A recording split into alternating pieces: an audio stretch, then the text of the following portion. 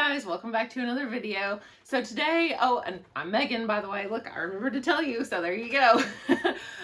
Anyway, I am back today, of course, in my home library. One day, like I said, I'll get to film in the school library again, but where school's not in session here in Kentucky, then, well, you know, I'm just never at school anymore. So anyway, here I am back in the home library.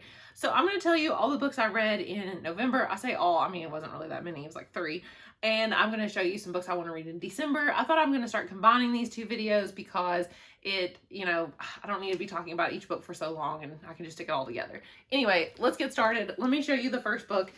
I DNF'd this one. I did finish all the other 3 though, so I just want to mention this one.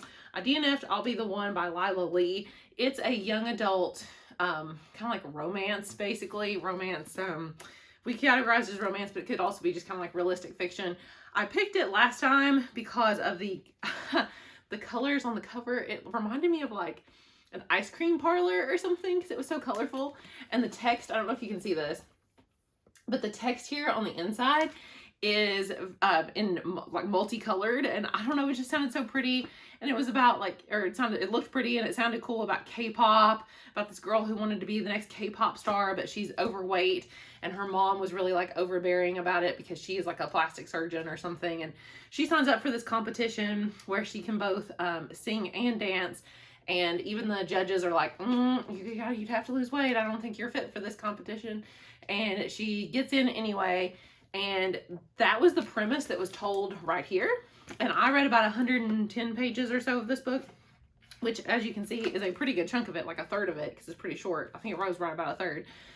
Nothing new happened besides what was told here. Like, I was like, well, why am I reading this? I mean, I'm sure something's going to happen now, but don't give away the first 100 pages of the book in the summary. So, therefore, I DNF'd it. I don't really recommend it unless you just really want something fun that you kind of already know what's going to happen. So there you go. So the first book I actually finished was The Diviners by Libba Bray. I finally read it. I did it. Yay. I got over the fact that I was not really morning sick, but like I was nauseous back in like May or June or whatever with the baby when I first started reading this. And now I finally was able to come back to it and finish it. So on Cawpile, which of course is my new rating system, check out that video if you haven't already. For characters, I gave this a 7 because I wasn't as intrigued by the characters as I was by everything else. They were fine. The atmosphere, I gave a 10. It could not have been more atmospheric, honestly, than it was. That's one reason that I chose to read it. The writing style, I gave it a 10. It is super, super well written. It doesn't even sound like a young adult novel. The writing itself will keep you on the edge of your seat. For plot, I gave this a 7 because I felt like I kind of thought more was going to happen than it did. But I told you a little bit of what it's about before, but basically, of course, it is going to be a series as well. There's 4 of these, and it is the series is finished now. But it's about a girl who lives, well, it's about a lot of people actually, but focuses mainly on a girl named Evie who lives in the 1920s in New York City. It's the Roaring 20s. Everything's awesome. And there's this like evil ancient force that has awakened and is killing people, kind of serial killer, biblical fashion style though. She has to help her uncle who runs this occult museum, who she goes to live with because she gets in trouble in Ohio for using her powers that she has. She goes to help her uncle and she winds up helping on this case and telling people about her powers. So she is a diviner as well as some of the other characters that you meet in this novel, and they all have like a certain sort of like power that they can use. Hers is that she can touch an object or even a person and kind of see things about their lives, see things that have happened in their past. So that is her power. And the reason why I gave the plot though a 7 is because I felt like it got to the point where it was, I thought a lot more was going to happen than it did. So, I gave intrigue a 7 as well because while I was intrigued, I once again thought that the plot was going to have a lot more happen, and it just didn't. So, logic, I gave an 8. I didn't really see any flaws in the logic necessarily, but you know, it was just fine. It was just there, whatever. And entertainment, I did give it an 8 because I was thoroughly entertained, but it wasn't like my favorite book of all time. So averaging all that together, it comes out at an 8.14, which is the equivalent of 4 stars. And that's exactly what I would give this book. 4 stars, highly, highly recommend it. It just was not like one of my favorite books of all time. So I will be continuing on with the series. In fact, I'm about to tell you that the sequel is on my list of books to read next. The next book that I finished in the month of November was very disappointing, and it was Forest of Souls. I'm going to have a whole review video for this, so you don't have to worry about me talking about it too much right here. But I've told you what it's about before. It's about a girl, and of course the plot sounded really cool, but it's about a girl training to become the queen's next royal spy, it says, and her best friend is killed, and she brings her back to life and realizes that she is actually a soul guide, which she's only like the second one ever to have existed. And she is, it says, summoned to the domain of the Spider King, who has had influence over this thing called the Dead Wood, which is this ancient forest possessed, like all these trees are possessed by these dead souls, and now they're awakening and they're like evil. And there's also, I think they're evil, I don't know, it honestly doesn't really explain it very well in the book. And it says the trees are growing wild and untamed, only a soul guide can restrain them. So she has to use her abilities to try to keep peace between the kingdoms. And there, it made it sound like there was a lot happening, but there's really, honestly, there wasn't really much that happened, although it was very fast-paced, if that makes any sense. So for characters, I gave it a 4. They were not interesting at all. There was really no character development. For atmosphere, I gave it a 5, because that's what drew me to the book, was the sound, like kind of the atmosphere of it and the sounds of the plot there. But, you know, shamans and the Spider King and ancient forests and soul guides, but it didn't really deliver on any of that. Writing style, I did give it a 6. That was the highest rating that I gave any category. For plot, I gave it 5. Intrigue 5, logic 3. A lot of it was just silly and didn't make sense as to why she was doing the things she was doing. And then enjoyment, I gave it a 4. I think the only reason I didn't DNF this book is because, like I said before, it just kept me interested enough to keep reading it. Like, it was very mindless is the word I would use to describe it. If you just wanted a true escapism kind of book, then this would be the one for you. So it wound up being like a 4.5 overall, which is equivalent to 2.5 stars. So 3 stars is like mediocre, so 2.5, it was not even quite mediocre for me. Why I even finished it, I don't know. I was dedicated and I just kept going. It wasn't that long. So anyway, there you go. I wouldn't recommend it. And finally, the last book I actually did finish was Voyage of the Frostheart by Jamie Lidler. And this is an illustrated middle grade book. So it's, yeah, there you go. The pictures are pretty cool. He also drew these himself. He was the artist as well. And I actually kind of enjoyed this book, more so than I thought I would. I don't really read much middle grade, but the character's name was Ash, and that is our baby's name, Asher, aka Ash. So I was like, well, I have to read this. And it's set in the winter time, so I wanted to read something wintry to get me in the Christmas spirit. And one of my other YouTubers I like to follow, booktubers, JD Ray Reads, she calls these polar fantasies, and she's really into doing like polar readathons and all this. And so I was like, you know, I want to read a polar fantasy for like the winter season. So I'm kind of glad I read it. There is a sequel that just came out that people do seem to like, so I might pick it up eventually, maybe even next year.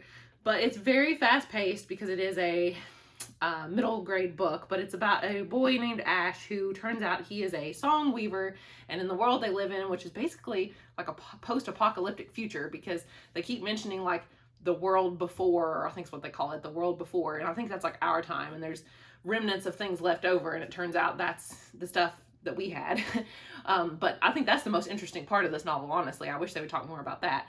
But he is a song weaver in this world, which is like forbidden, because song weavers are able to kind of communicate with these like giant monster creatures that they have running around, basically. And people think that the giant monster creatures might be able to mind control song weavers and make them, like, you know, kill people and stuff. So they don't trust song weavers. But he, it turns out, is one, and he joins this crew of this ship. Well, it's not a ship, it's a sleigh. It looks like a pirate ship, but it's a sleigh, and it's called the Frostheart. And in the UK, the title is just Frostheart. But when they published it in the United States, they changed it to Voyage of the Frostheart. They also changed the cover, and it's very ugly. The UK cover is way prettier. It's like this really pretty green. I don't know, it's beautiful. But anyway, so yeah, he joins this crew, and he has to go in search of his parents who have disappeared. He doesn't even remember them. He thinks that they are song weavers possibly as well, and he doesn't know where they are or if they're in trouble or what, and he's trying to find kind of like the stronghold is what they call these places, like the last remaining city type things where people get together to get away from all the monsters. and he's trying to find the stronghold that is kind of legendary because he thinks that that's where they are, and he thinks that this crew of people can help take him there. So then he meets some, of course, interesting characters along the way. For rating wise, I gave this book a 6 for characters because they were interesting but not really like super fleshed out, but it is a middle school book. Atmosphere, I gave it a 6. I mean, I'll enjoy the frozen landscape of it for sure. Writing style, 6. It's because I'm sure for middle grade it was great, but just for me, I'm like, I don't really care. That's upper end of being good, by the way, like mediocre. Plot, 6, because I felt like it was pretty predictable. The bad guy, you're like, okay, well, clearly he's the bad guy, that kind of thing. Intrigue, 5, because I wasn't ever super curious as to what was going to happen because it was pretty predictable, like I said. Logic, 6, and entertainment, 6. So overall, it came out at a 5.86, which is 3 stars. It's pretty much right smack dab in the middle of 3 stars. So that is pretty much what I would have given it. So Caw Pile is pretty accurate when it comes to that. So I do recommend it if you just want kind of a fun little light read, nothing serious. It was so fast to read. It is over 400 pages, like 440 pages for a middle school book, but so fast you can read a page like in 30 seconds. So, it wouldn't take you that long, but pretty good book overall. So those are all the books I read in November. Just a quick preview of what I hope to read in December. I never get to most of these, but I am already reading this book. I started Priory of the Orange Tree by Samantha Shannon. It is massive. That's what the booktube people don't show you. I feel like usually they talk about the cover, they talk about the book, and I had no idea that it's over 800 pages long. It's like a Game of Thrones up in here. So it is basically it says it's a sort of like a feminist version of Game of Thrones, and that really like turned me off because I was like, ugh, that just sounds so like, ugh, I don't know, I don't even want to think about it. But and like, oh, there's a queendom and all this stuff, and I was like, ugh. But it turns out it's actually really good. Like, I am really enjoying it. I'm on page 118, and it's so good. It is taking me a long time to read. It's slow going because I'm learning of a whole new world. It's a very vast, pretty expansive world with a lot of history and a lot of lore. Not as much as Game of Thrones, but she's clearly trying to sort of emulate Game of Thrones by doing this. There's a map at the beginning. Honestly, at the very beginning, I was turned off because so much of it sounds so similar to Game of Thrones, because it's like, oh, there's a girl in the East who has trained her whole life to be a dragon rider, and that's what she wants to do. And I'm like, And then in the West, there's like all this like politicking stuff going on. And I'm just like, sounds like Game of Thrones, but it turns out it's really not. So it's set in this world where I'd say the most important thing for you to know is that there is this dragon who has been asleep for a long time, like 1,000 years. I'm assuming it's this one on the cover. They just call him the Nameless One. He doesn't even have a name. And he's like this ancient evil that could like literally destroy the world. And 1,000 years ago, they banished him into this place in their world called the Abyss, which I think is like under this ocean, maybe. I'm not even really sure yet. I haven't got that far, but he is about to awaken. Like, dragons all around the world, like smaller dragons called like worms or wyverns or whatever, they are awakening. And so everybody thinks that now the Nameless One might be awakening soon too. And it focuses on several different characters. One of the main characters is, like I said, the girl who is training to be a dragon rider in the East. And in the East, they believe that dragons are good. And they have like water dragons and like, I think it's like air dragons or something. They have good dragons. The West believes, some of the West anyway, believes that dragons are evil. And, some of the people in the West who don't believe that actually worship dragons. So the most of the realm, though, that we focus on, they think dragons are just evil and terrible, and how could you ever use them or have them even help you, and how could you side with them? And so the main character in the West is a girl who is she is sent to protect the queen, because everybody thinks if the queen is still alive, then they cannot then the dragon, the Nameless One, can never reawaken. So she is set to protect the queen, and it turns out she's from this Priory of the Orange Tree, which is a mysterious, like, magical society, and she has magic powers that she has to hide because people there also don't like magic. Not surprising, if they don't like dragons, they also don't like magic. So, but she has to try to basically fend off assassins because there's been several attempts to assassinate the queen, and she is trying to stop them. And so far, I am loving it. It is very fast-paced compared to something like Game of Thrones. There's a lot of backstory already. I've learned a lot in 118 pages. I'm super excited to continue on with this book, and I definitely want to finish it in December. Now, I don't know how many other books I'm going to get to in December. I had Seven Deadly Shadows on my TBR last time, so I'm not going to tell you any more about it, but it is still on my TBR. It sounds so cool. So it is a young adult fantasy novel, of course, but it's short, so if I can get to it, I will, but I think I just want to focus on Priory of the Orange Tree right now. The other book I might get around to, or would hope to get around to soon, we just got this in the library, Crier's War by Nina Varela, and I hear a lot of people talking about this book. It's about, it says, impossible love between two girls, one human, one maid, a love that could birth a revolution. But I hear, like, one of my students at school said it's her favorite book of all time already. So I just hear such good things about it, and I'm intrigued, so I'm going to check it out. The other book that I keep hearing about everywhere on BookTube, Reagan over at Peruse Project, she is one of my favorite booktubers, and she has spoken very highly of Legendborn, which is like a modern day King Arthur retelling. And it focuses on a girl who, I believe it's like her mom just died. Yeah, her mother dies in an accident, and she goes to this program. Like, it's set literally in our world, which I think is cool. It's more like an urban fantasy rather than just like a high fantasy. So, like, she is literally going to go to a program at UNC Chapel Hill, so like a real university, and there's a secret society there called the Legendborn, who are students that hunt creatures down. And of course, she is going to have to, like, I guess have, you know, oh, she learns that there's more to her mother's death than she thought, and yeah, I don't know, it just sounds really cool. The Legendborn are descendants of King Arthur's knights, and explain that a magical war is coming. She has to decide how far she'll go for the truth and whether she should just use her magic to take down the society or join the fight. So I don't know, I think it sounds really neat, and just the fact that people are speaking so highly of it. It's pretty long. I mean, it's I think almost 500, yeah, it's over 500 pages, and the font is pretty small, and there's a lot of words per page, so this could take a while to read. So I don't know if I'm going to get to it with Priory of the Orange Tree, but it still sounds really awesome.